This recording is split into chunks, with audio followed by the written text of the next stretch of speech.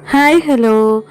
ആർദ്രയുടെ കല്യാണത്തിന്റെ വെഡിങ് ലീവില് എന്തൊക്കെയാ കഴിച്ചേന്ന് കണ്ടാലോ. ദാ ഇതേപോലെ സ്റ്റാർട്ടിംഗ് ആയിട്ട് ഇതുപോലെ വറുത്ത ഐറ്റംസ്, എല്ലുണ്ട, പിന്നെ നമ്മുടെ പണ്ടത്തെ ചൗചൗ മിഠായി, പിന്നെ നാരങ്ങ മിഠായി, പിന്നെ ഏറ്റവും എനിക്ക് ഇഷ്ടപ്പെട്ടത് ആ പുളിമിഠായി ഒക്കെ ഉണ്ടായിരുന്നു കേട്ടോ. ഇതൊക്കെ എല്ലാം ഓരോന്നോരോന്നെടുത്ത് കഴിച്ചെങ്കിലും ഏറ്റവും കൂടുതൽ കഴിച്ചത് ആ പുളിമിഠായി ആയിരുന്നു കേട്ടോ.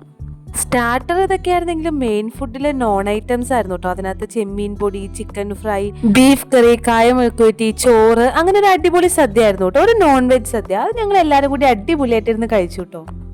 ഡാൻസ് കളിക്കാനുള്ള ആവേശത്തിന് കിട്ടിയതെല്ലാം നന്നായിട്ട് വയറ്റിലാക്കി ആസ്വദിച്ചിട്ടാണോ ഞങ്ങൾ പോയത്.